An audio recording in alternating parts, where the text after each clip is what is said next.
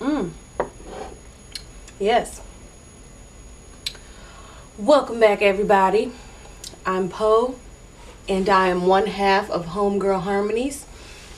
Here today to bring you a video, basically breaking down, going over the biopic Roxanne about legendary female rapper Roxanne Shante.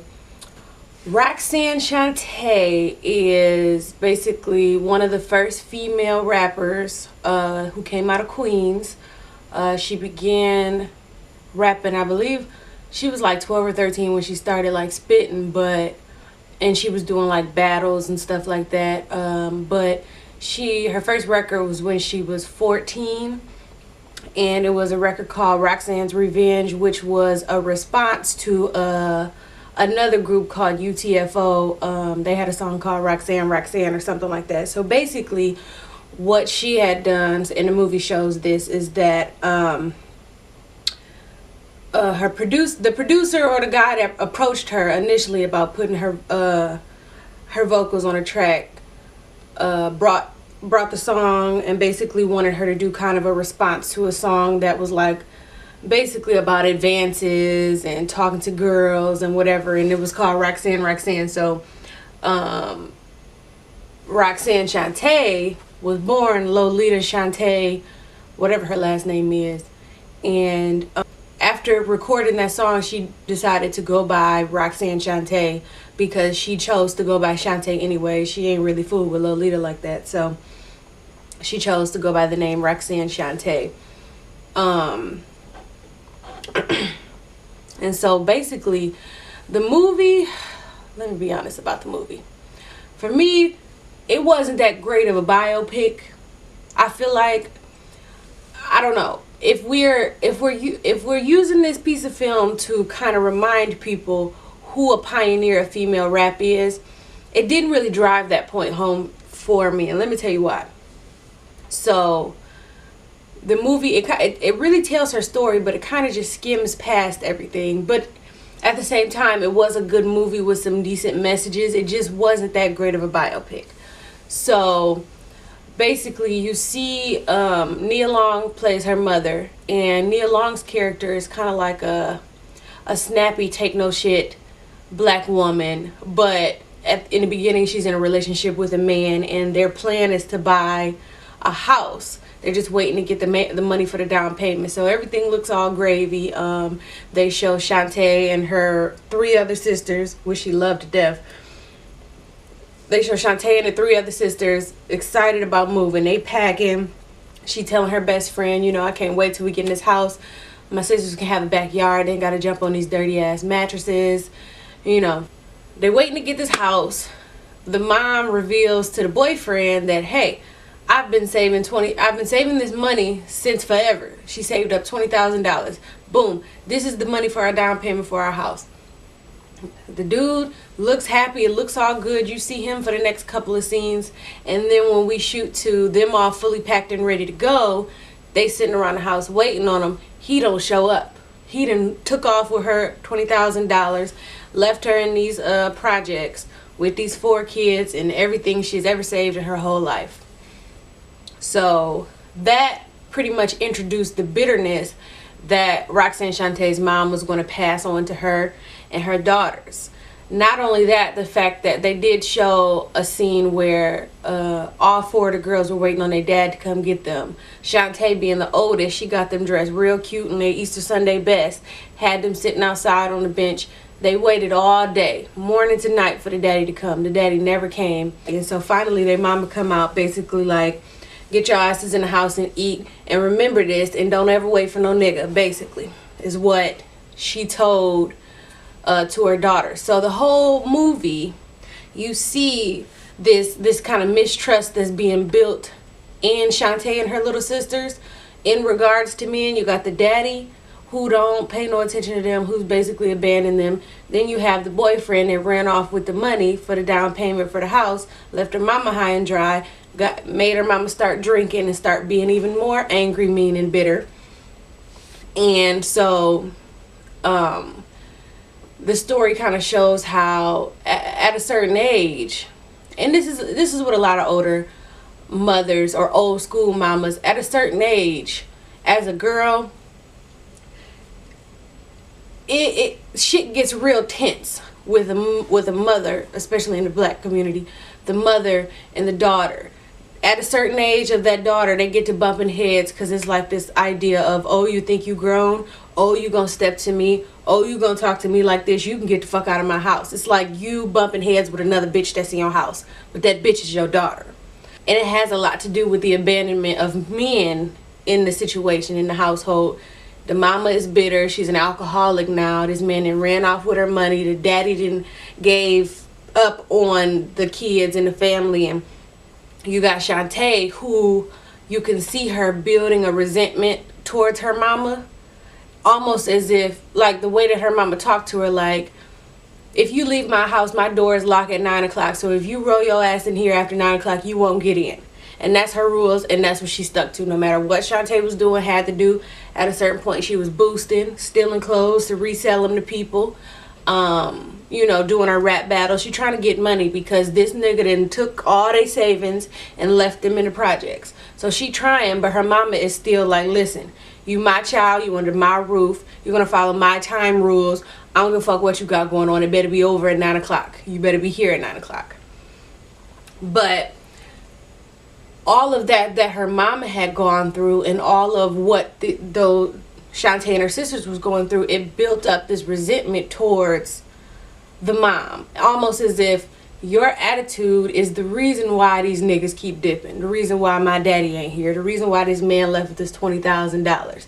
You get on my nerve as much as I'm sure you got on their nerve. So where the mama was trying to teach her lessons about how to deal with niggas. Don't wait on no niggas. You know, don't believe no niggas. These older niggas is manipulative bastards. They predators. She don't see nothing like that because her mama get on her nerve. These niggas left, so A plus B equals C. That's how she, you know, how she felt. And again, that's how a lot of young women feel in these single black mother households where, you know, the mom is doing the best she can. She done ran out of patience. She done ran out of time. And some random niggas done got the best years of her life. Now she got to finish raising some kids who they don't fully understand what's going on. And so eventually Shante gets irritated with dealing with her mama and the bullshit. So she goes to live with a dude that I couldn't tell if he was actually a blood cousin. I would believe it. But I couldn't see if he was actually a blood cousin or if he was just like some dude that was real close to the family. But he, you know, he hooked her up, gave her the plug on some battles. You know, let her stay at his house every once in a while. It was an older guy. His name was Tone. And so one day she runs away from her mom's house basically to go live with Tone. She's sleeping on this couch. Everything seems good and well. She's doing what she got to do. One day she's sitting around in some little like cheerleading shorts and a t-shirt. She's 14 at the time. This is the type of shit that she always wear. But Tone, he gets to looking at her like she thick, like this little girl. So he go in the kitchen, he kind of shake it off, so it seems. It looks like he's trying to get his thoughts together. He yells out to her in the living room, Shante, why you got that little bitty shit on, or something along those lines. She said, what you mean? This is what I always wear. These are the pajamas I always wear. He tell her, no, you need to wear some real pajamas around here. It be men and shit walking all in here. You can't be looking any kind of way, blah, blah, blah.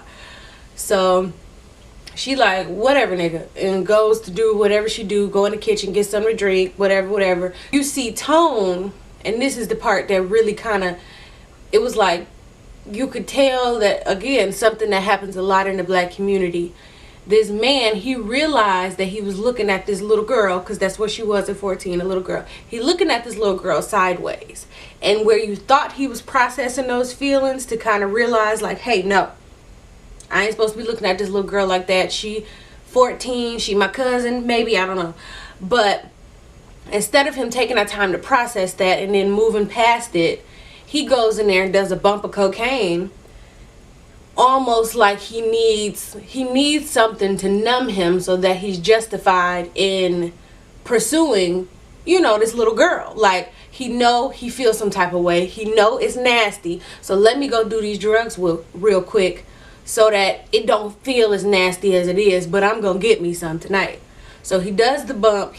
While she's on her way to the living room, he walks up behind her, starts grabbing her, and fucking basically, at a certain point in the movie, around the time where she's like 14, you see this older guy named Cross, who is played by Mahershala Ali, Oscar award winning. So you see him, and you see how he kind of just plays her out, but she's a little bit flirty with him. Eventually Shante started dating him. Once she got known as being Roxanne Shante, then he starts sniffing around her ass, paying attention to her. Still too fucking young. He clearly, I would say he was probably about 28 to her 16 when they started fucking around. And in the movie, her mama don't like it. Her mama's trying to tell her about it, basically. But like I said before, the way that Shante saw her mama operate with men, and the way how pretty much every man in her life has either neglected her or preyed on her, wanted some shit from her.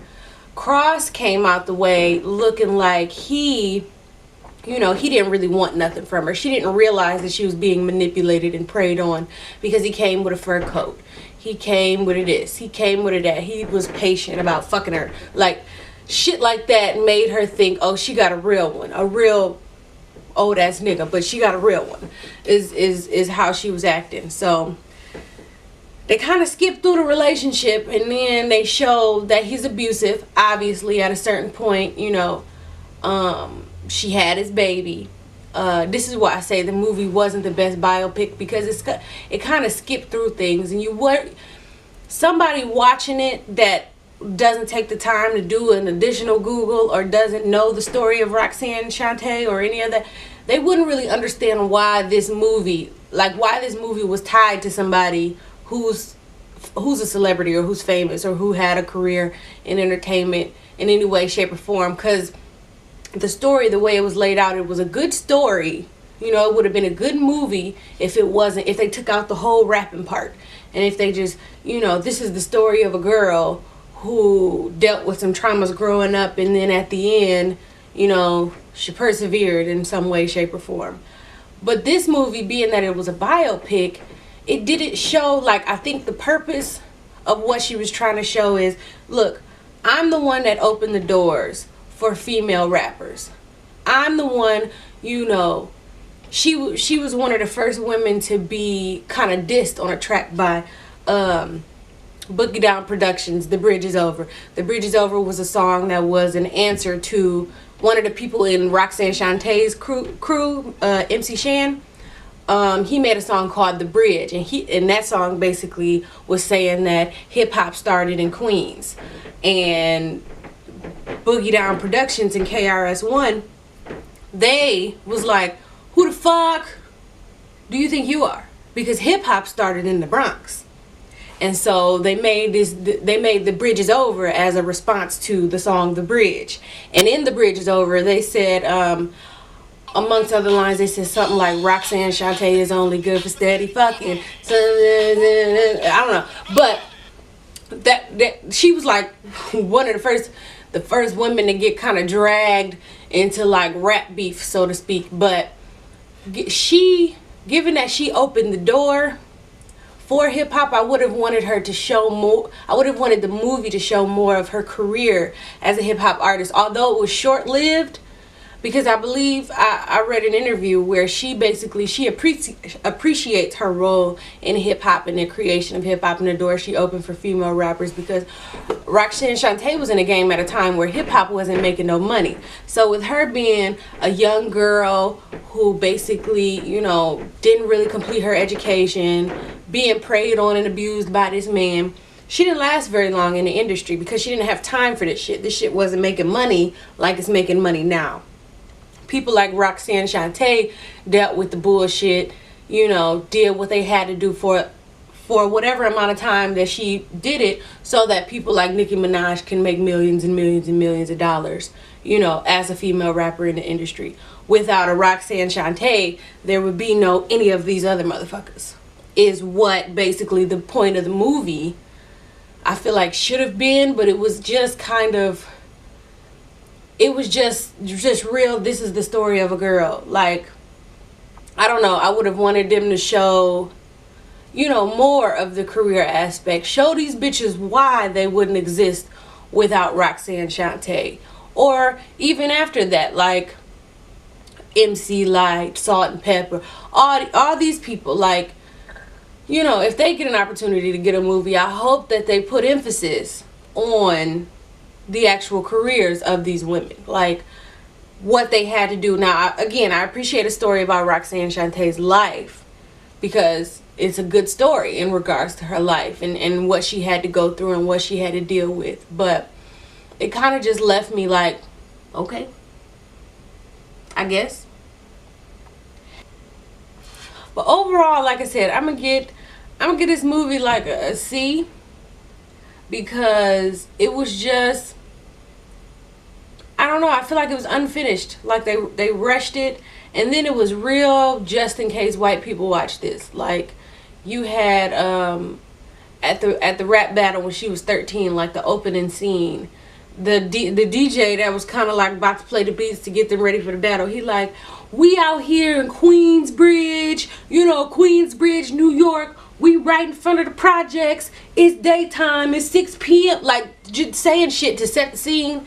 And it's like, anybody, again, niggas who are the primary ones tuning into this, we can look at the movie and we can tell what's going on. We know 80s New York when we see it. We know what the fuck's going on.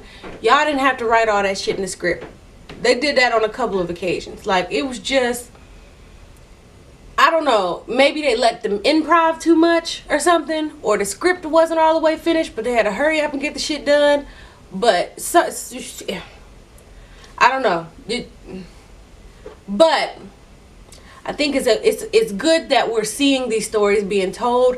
I just wish that more time was being put into developing the story, developing it into an entertaining biopic. Because I will say this, everybody don't need a biopic like Aaliyah, for example.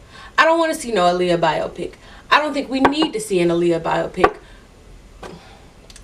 And yes, I'm acting like that one that Wendy Williams made on Lifetime don't exist, because I didn't watch that bullshit. I heard they had iPhones and fucking Snapchat and shit in the movie. That was foolishness, and didn't even have clearance to use the real music, so that was dumb. But people, like, some people just don't need a biopic. And I'm not saying Roxanne Shante don't, because we need to know the story of the one who pioneered female rap, essentially. One of the ones who pioneered female rap. We absolutely need to hear the story. But everybody don't need a biopic. Everybody does not need a biopic. Like, I would like to see a Lauryn Hill one. Listen to the podcast on SoundCloud, Apple Podcasts, Google Play. Follow us on Instagram at Homegirl Harmonies. There'll be a new episode of the podcast dropping every Wednesday, Tuesday nightish. So yeah, if you like this video and you want to see some more, make sure you like it, share it, leave us some comments. We need comments and feedback. And if you have any questions or anything that you want us to give you advice on or answer on the podcast, send us a DM on Instagram at Homegirl Harmonies, or an email, homegirlharmonies at gmail.com for all your questions or whatever else you got going on. So yeah, thank you for tuning in, and Homegirls out.